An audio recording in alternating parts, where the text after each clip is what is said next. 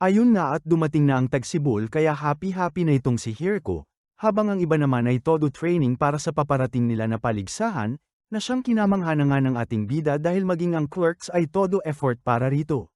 Maging si baby ko ay excited na nga rin para mag-training at nagpaalam sa ating bida na uuwi na muna sa kanila dahil hindi niya raw mailabas ang tunay niyang lakas sa lugar na ito. Nabahala naman si Hirko dahil aminado sa lakas ng dalaga at baka mawasak lamang ang kanilang lugar kung nagkataon. Kaya naisip ang sabihan ng lablab ko na maging referee, since ubod nga raw ito ng lakas at siguradong yaka ang pagiging referee. Nauto naman ang dalaga at pumayag, hanggang sa sumingit naman itong si Lasty, at nagpaalam na uuwi rin para mag-training. Kinabahala na nga rin ito ni Hirko kaya maging ito ay niyaya niya na rin na maging referee. At nakalimutan niya kailangan nga pala raw nila ng dalawang referee, palusot na nga ng ating bida, sakto at akma sa malalakas na dalagang katulad daw nila. Abat effective naman at nauto niya parehas pero iginiit pera ng dalawa na gusto peren daw nila lumaban kaya pumayag na lamang ang ating bida na magkaroon sila ng isang mock battle. Maging sila Tia at Lulusi nagpaplastika na rin at namimiss na raw nila magsapakan. Ito naman naka-ready na at siya ang magsisilbing healer ng lahat ng masusugatan. Si Hirko naman rekta na sa paghahanda sa lugar na pagdadausan ng martial arts competition, at dapat daw ay ma-accommodate lahat ng villagers at mga bisita. Na siyang binubuo ng stage, mga upuan at space para sa maliliit na shops at resto. Di nagtagal ay dumating na nga ang araw ng martial arts competition, at umabot naman sa schedule lahat ng kanilang naging plano. Dumating na rin ang isa sa kanilang mga bisita, si Yuri kasama ang erpat nitong si Galgardo, ang Demon Lord ng Demonic Kingdom of Galgardo. Walang ano-ano'y dumating din ang Emperor Dragon na si Duzi, ang erpat ni baby ko at lolo naman ni Lasty, na siyang kinagulat nila at di inasahang andito mismo ang Emperor Dragon. Di nagtagal ay nagsimula na ang pinakahihintay nilang Great Tree Village First Martial Arts Competition sa pangunguna ni Gran Maria, na siyang kina-excite ng mga audience, habang si Hirko naman ay naiilang sa pwesto niya sa pinakataas. Pinakalma naman ito ni Lulusi at mag-relax nga lang daw, at dito binati na nga niya ang lahat. Simple nga lang daw ang rules, magkakaroon ng bunutan para sa one-on-one battles, at para manalo, kailangang mapalabas mo sa ring ang kalaban, o kaya naman, kapag matanggal ang headbands nila, na may taglay na magic at automatic na napuputol kapag nakaramdam ng rektang atake mula sa kalaban. Una na ngang naglaban ang clerk na si Rosalind at ang beast woman na si Mamo. Rekta bakbakan na nga ang dalawa na siyang kinamangha ng ating bida at akala niya raw simpleng laban lamang ang magaganap. Ngunit todo bigay at totohanan daw pala talaga ang labanan. Bagamat sumipa ng malakas si Mamu ay naharang ito ni Rosalind, at sa huli ay naisahan si Mamu. Tinanghal na ngang panalo si Rosalind ngunit agad tinawag ang medic nila at dinamanga ang sipa kanina ni Mamu. Sumunod naman ay laban ni Donovan, na binasak lang ang laban gamit ang kunat niya. Hanggang sa buhati na nga nito ang kalabang dalaga sa labas ng arena, at tinanghal na panalo. Di naman na nagulat si Lulusi at talagang batak daw sa kunat ang mga Elder Dwarfs. Sumunod naman ang laban ni Moldita, pero di pa man nagsisimula, ay nasa labas na ito ng arena at may kabobohan din talaga ang dalagang ito. Maging si Igo ay napalaban din at ayun binasak lamang ang kalabang slime. Huling laban naman ay sa pagitan nila Florem at Senna, na siyang anabangan ng lahat. Unang bamanat na nga itong si Florem gamit ang kanyang wind magic, na siyang tinapatan naman ni Senna ng kanyang pisikal na liksi. Magic dito, iwas doon, halos magkapantay lamang ang lakas ng dalawa, hanggang sa di na nga namalayan ng dalawa na parehas na silang nahulog sa labas ng arena, kaya naman itinanghal na tie o patas ang kanilang laban. Matapos ang labanan ay rekta na nga sila sa awarding ng mga nanalo, kung saan binigyan ang mga ito ng kani-kanilang honorary medals, pero ayon kay Hirko ay kalahati pa nga lang daw ito ng kanilang paligsahan. Ang Open Tournament, at ang susunod naman ay ang Warriors Tournament, na siyang pinagtaka naman ng kanyang clerks at bakit wala daw sa listahan ang pangalan ng kanilang mayor na si Hirko, secret nga raw ito ayon naman sa kausap nito, na siyang kinataranta rin ni Hirko. Simple nga rin daw ang rules dito, na kung sino man ang mapabagsak at sumuko ay siya ng talo. Wala ring bawal na weapons, kaya buwelo sila. Una na nga sa kanilang bracket itong si Uno, isang Inferno Wolf laban kay Junea na isang Lamia. Na bagamat may takot sa Inferno Wolf ay lumaban peren, ngunit sa huli ay sumuko na lamang nang mag-transform ang Inferno Wolf sa tunay nitong anyo. Maging si Hirako ay nagulat at ngayon nga lang daw niya nakita ang form ng wolf na ganito. Sumunod na lumaban naman ang isang butiki, laban sa isa sa mga anak ni Zobotan, na una ay kinulit pa ang ating bida na gusto nitong sumali, at doon nga ay pinangalanan niyang Makura since kailangan ng pangalan para makaregister sa tournament. Di nagtagal ay nagsimula na ang laban ng dalawa, na inakala pa nga nila na puro lamang daw iwas itong gagamba. Hanggang sa bigla na lamang hindi nakagalaw si Mr. Butiki, ayon sandamakmak na sapot na pala ang nakapalibot dito, kaya sumuko na nga lang si Mr. Butiki. Ang round 3 naman ay sa pagitan niya, isang mountain elf, laban kay Garth na nagmula sa Howlang Village. Nag-alala na nga sila dahil mukhang tagilid daw sa laban ng elf dahil na rin sa pinapakitang liksi ni Garth, hanggang sa bamanat na nga ng isang pangmalakasang atake ang elf, ayun rekta tinamaan si Garth, ngunit sa kasamaang palad ay hindi niya napalabas ng arena, kaya sumuko na lamang ang elf. Sumunod na naglaban naman sila Gran Maria at si Leia, kung saan unang nagpasikat na nga itong si Leia gamit ang pambihirang magic at liksi nito. Basic iniwasan naman ito ni Gran Maria sabay lumipad para makita ang tunay na lokasyon ng kalaban niya. Hanggang sa nagulat na lamang ito nang biglang lumutang sa itaas si Leia sabay binanatan siya ng pangmalakasang atake. Nahuli na nga si Gran Maria at pinapasuko ni Leia, ngunit wa-epek sa angel natin kaya naman napilitan ang elf na gamitin ang kanyang alas. Ngunit sa kasamaang palad ay maging siya ay nakuryente rin, ayon na uwi na naman sa tie ang laban na ito. Sunod na lumaban ay sila Tia naman. Laban kay Kudal na siyang binasek nga lang nito. Di naman nagpahuli si Lulusi na siyang sumunod lumaban, ayun binasek din ang kalaban nito. Dahil pareho silang nanalo ay sila na nga ang nagharap sa sumunod na laban.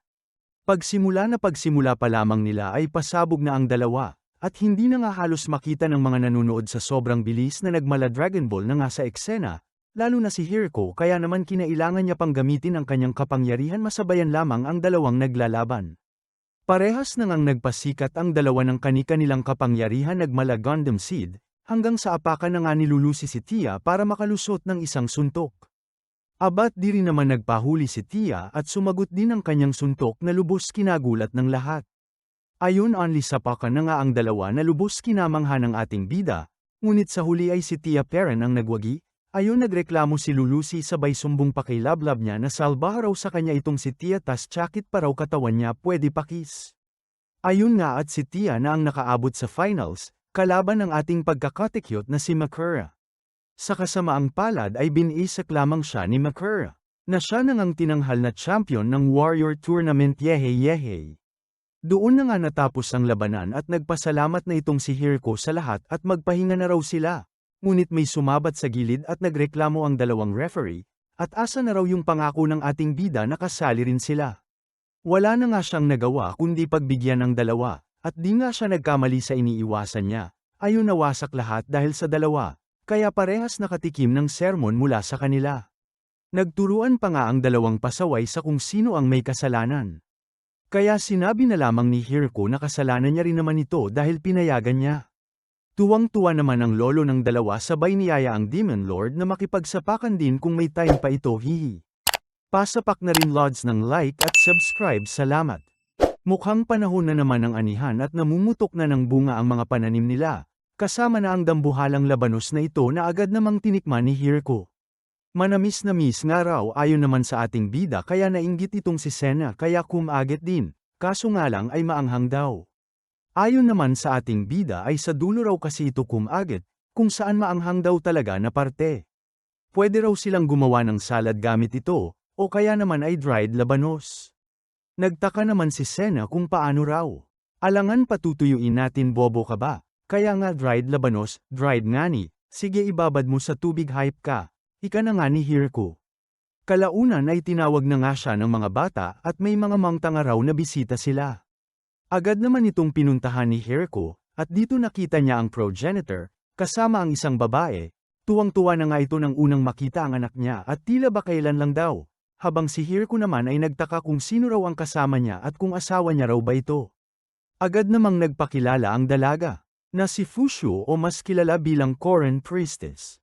Dahil dito ay na-curious naman si Hirako kung relihiyon daw ba nila ito rito, at tila narinig niya rin nakaraan noong nagpiano si Lulusi dati. Paliwanag naman ni progenitor ay katipunan daw ito ng lahat ng Diyos at relihiyon na sinasamba sa rehiyong ito, at tinuturo nga raw ng kanilang templo ang kalayaan ng lahat na sambahin ang kani-kanilang Diyos. Ayon kay Lulusi ay si progenitor nga raw ang namumuno ng Korean religion, habang itong si Priestess Fushu naman ay sabihin na raw nilang ginagalang at dinadaos ang presensya nasan man ito. Abat dapat magpa-party tayo, ika naman ni Hirko na agad naman kinontra ni Fushu at di na nga raw kailangan, lalo na at siya raw ang may kailangan sa kanila kaya siya ay naririto. Dito na nga nito inilahad na nais niya ang tulong nila na mailigtas ang buhay ng kanyang anak. Bukod nga raw kay Lulusi na kilalang vampire princess, ay nandito rin daw sa kanilang village ang dakilang Flora Saketo, na kilala sa larangan ng medical herbs. Nagulat naman si Hirko at sikat daw pala itong baliw na ito, abat syempre, pagmamayabang naman ng dalaga, lalo na raw ang mga sinulat niyang libro na talagang ginagamit daw sa mga eskwelahan. Nawala naman ang yabang nito nang malaman ang kaso ng anak ni Fushu. At sadyang kakaiba at komplikado raw ang kaso nito. Maging si Lulusi ay sinang-ayunan nito, ngunit di naman daw pwedeng wala silang gawin. Dito na nga tadong nag-research ang dalawa, habang sila Hirko naman ay inutusan nitong mangolekta ng sari-saring ingredients. Isang puting bulaklak na tumutubo lamang sa tuktok ng may ilang bundok, na siyang iniatas na nga ni Hirko kay Tia. Sunod naman ay ang walking mushroom sa dark forest, na siyang iniatas niya naman sa mga elves. Sumunod naman ay dragon's tears, na sadya raw rare, pero nang makita niya sila Lasti, ay dinaan na lamang nila sa pagkiliti rito hanggang sa lumuha ito. Sunod namang prenoblema ni Hirko ay ang dark stone mula sa Gurugranth Mountains, ngunit ayon kay Lablab ko ay nakakita nga raw siya nito sa Tambakani Drime na pangbara ng pinto, kaya solve the problem nila sa bagay na ito. Di nagtagal ay nakabalik na ang elves, pagod na pagod at di raw nila inakalang napakalakas raw pala ng Wonder and Mushroom, ngunit nang makita ni Hirko ay singliit lang pala ng putoy-toy niya ayon gulat siya kala pa naman niya Dax. At ang huli ay ang rare carrot na nakuha pa nila kay Michael. Nabahala naman si Hirko at ito raw ba yung sumisigaw kapag hinugot sa lupa, kaya agad siyang napatikip ng tenga, ngunit mas malala pa pala dahil sa sobrang baho nito na kahit mga halimaw daw ay kinatatakutan. Umabot na nga sa ilang araw ang eksperimento ng dalawa magawa lamang ang espesyal na formula, habang si Fushu naman ay walang sawang nagdadasal umaga hanggang gabi, matapos ang matinding pagpupuyat ng dalawa, ay sa wakas, nagawa rin nilang matapos ang gamot, na lubos nang ang kinatuwa ni Fushu at nagpasalamat sa kanila. Sisiguraduhin niya raw na babawi siya someday sabay rekta nang umalis. Samantala, dahil sa matinding pagdadasal ni Fushu ay bigla na lamang nagliwanag ang rebulto na dinasalan nito. Na tila isang milagro, ngunit sa kasamaang palad ay pati sa gabi ay nagniningning ito na nakakadisturbo na sa iba kaya napagdesisyonan nilang isara na lamang ang ginawa nilang altar. Samantala, nagtaka ang ibang dalaga sa mga tanim nila, na maging si Hirko ay di alam kung anong mga tanim ito. Basta't naaalala nga lang daw niya ay tanim lang siya ng tanim dati since lahat nga ng naiisip niya ay nagagawang buhayin ng kanyang mahiwagang weapon. Dahil dito ay nagsuggest si Florem na gumawa sila ng listahan ng lahat ng kanilang tanim. Para maiwasan na ang ganitong sitwasyon, na siyang agad sinang-ayunan naman ng ating bida, ngunit napapaisip parent si Hirko kung ano ang tanim sa kanilang harap. Nang makita ni Hirko ang nalaglag nitong bunga ay dito niya napagtanto na isa itong walnut. Sabay sabi sa mga dalaga na kinakain ang loob nito ngunit sadyang may katigasan ang shell nito kaya kakailanganin pa raw nila ng nutcracker. Pasikat namang binisak lamang ni Tia ang pagbukas nito ayon nabilid na naman ang bida natin. Sunod ay almond naman ang nakita nila na lubos kinatuwa ni Hirko. Di nagtagal ay mani naman ang nahanap nila, abat mas lalo na namang natuwa ang hayop, umuulan ng mani sa paligid niya.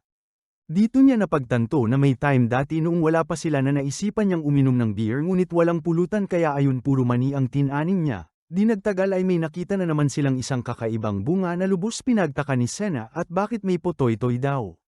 Paliwanag naman ni Hirko na kasoy daw ito, at ang nakalawit sa baba ng prutas ay ang nasabing cashew nut. Pagbalik ay agad pinatusta ito ni Hirko, mala roasted peanuts, na siya namang nagustuhan ng mga dalaga, lalo na itong si Florem dahil siguradong papatok daw ito pag tiniinda. Sumang-ayon naman si Hirko at perfect daw ito pang kalakal dahil matagal ang buhay nito. Makalipas ang ilang araw ay kay Mr. Slime naman napunta ang kwento, kung saan meron silang particular na slime na naging wine slime ng tunggain nito ang isang barley ng alak. Mula noon ay lagi na raw itong nakikiipal sa anumang ginagawa nila, maging sa pag-test flight nga ni Hirko ng kanyang parachute ay lumitaw na naman ito, at layon na ni Hirko na makagawa ng parachute para di na raw siya mag-alala na malaglag kung sakaling nakasakay sa taas ng dragon.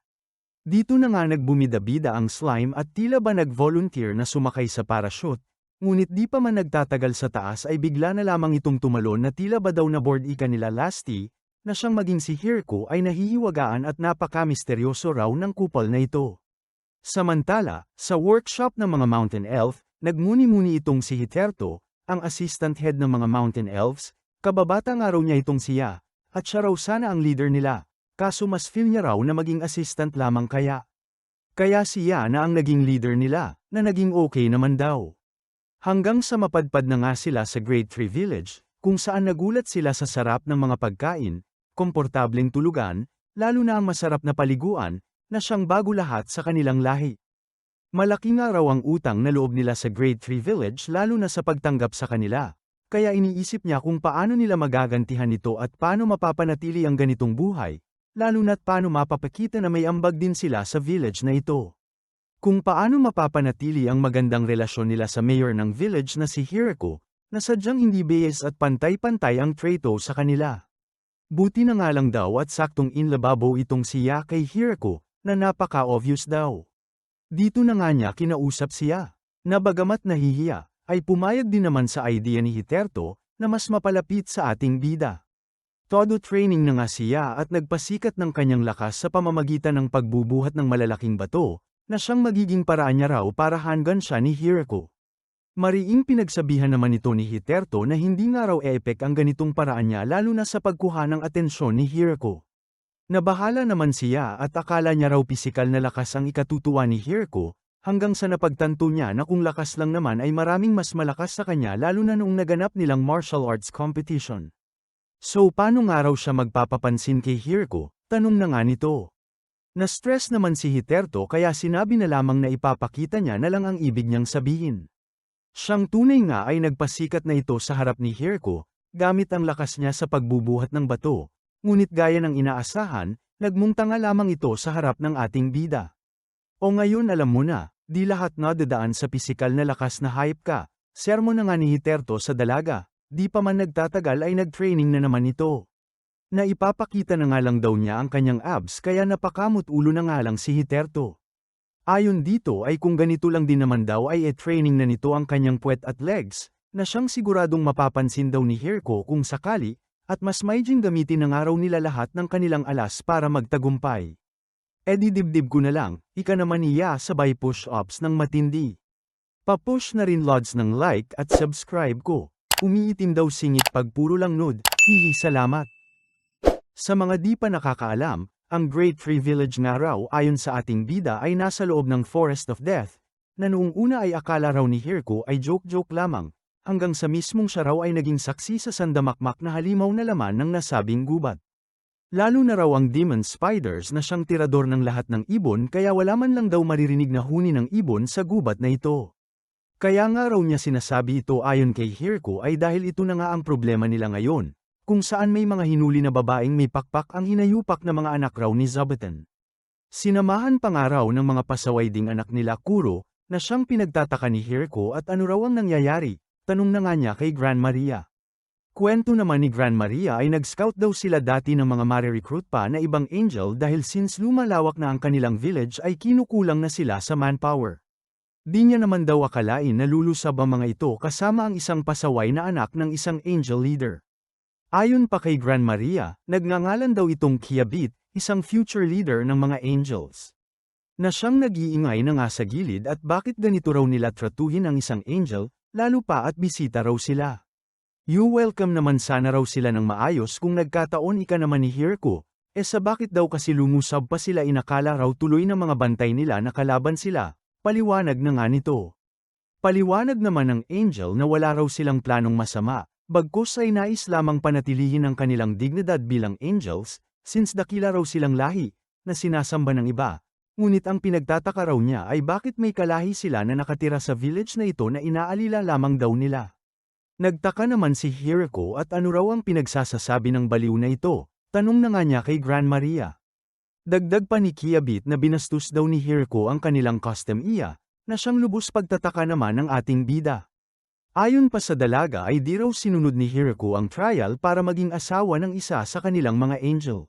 Dito na nga ipinaliwanag ni Gran Maria kung ano ang pinaputok ng botchi ng pasaway na angel, na misunderstanding lamang ang lahat, sa lahi raw kasi nila. Para magparami ay kailangan nilang mag-uwi ng asawa mula sa ibang lahi, pero kailangan nga raw dumaan sa custom iya nila. Kung saan ilalagay sa trial ang nasabing lalaki para i-test ang worth nito. At since nakatira daw sila sa village na ito nang hindi ginawa ang nasabing trial ay maaaring yun ang problema nitong si Kiabit.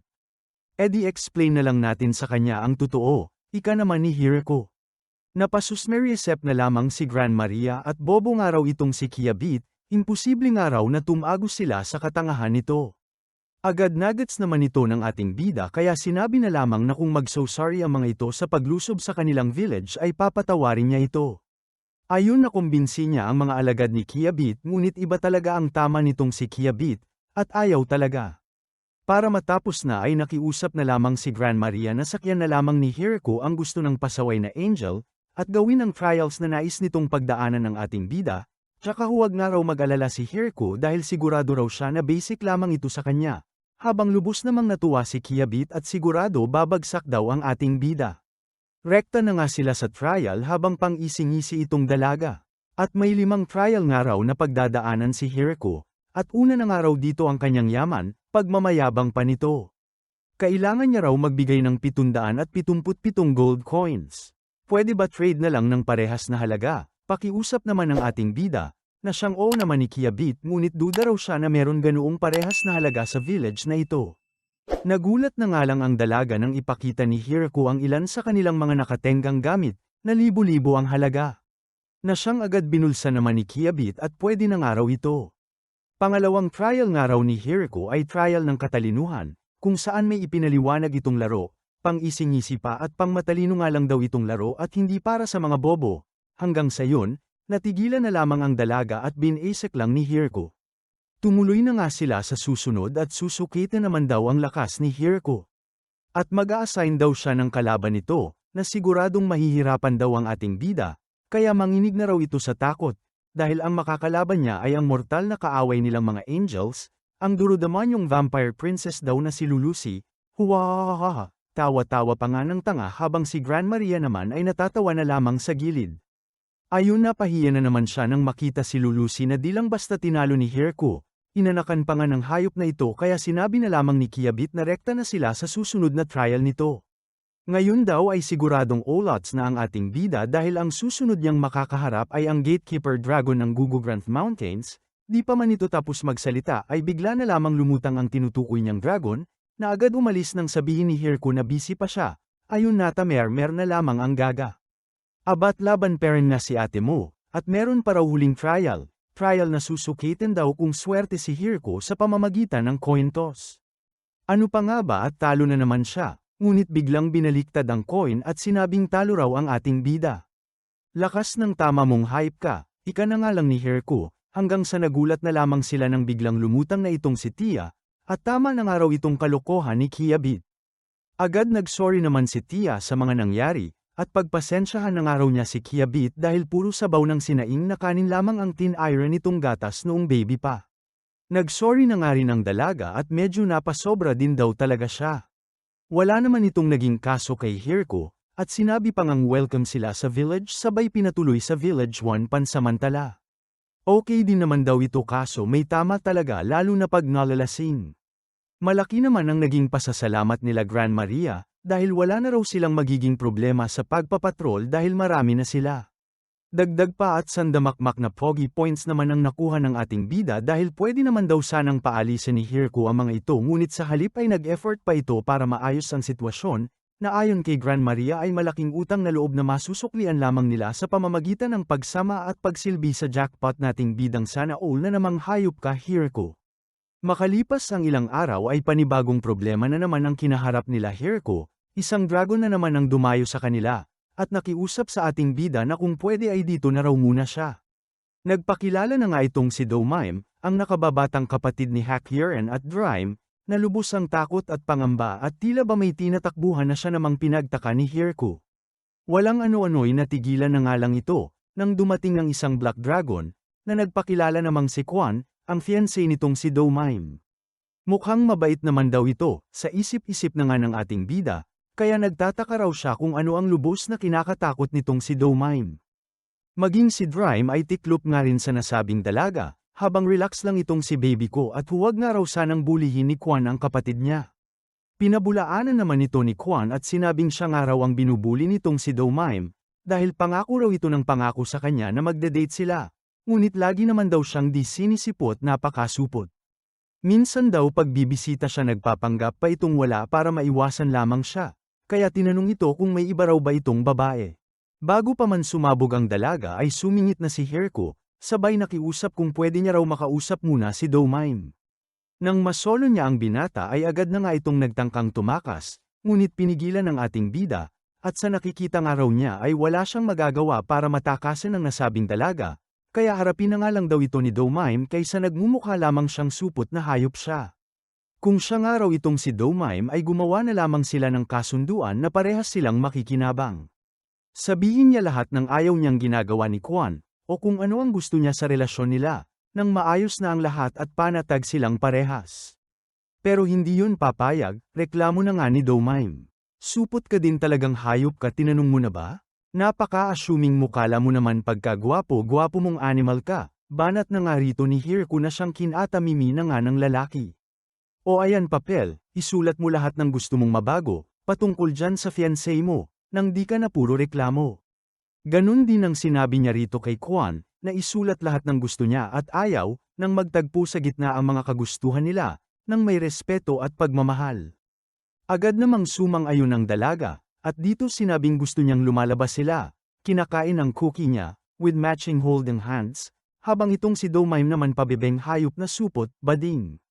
Malalibro na nga ang nasulat ni Domime habang simpleng isang rolyo lang ng papel ang ibinigay ni Quan. Matapos nito ay di na nga natigil ang pagsusulatan ng dalawa, hanggang sa ilang araw ang lumipas ay masaya na ngang nagpaalam ang dalawa at naging effective nga ang diskarte ng ating bida. Napatanong naman si Lablab ko at bakit tinulungan daw ni Hirko ang kapatid niya.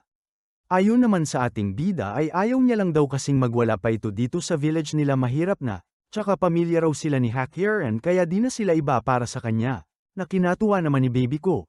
Ayon sinabing susulatan niya rin ito balang araw, buwisit na Hirkong saka niya na lang lahat na hype siya. Pasapak nga lods ng buwisit na yan, imagine mo yung like at subscribe ko, hihi, salamat.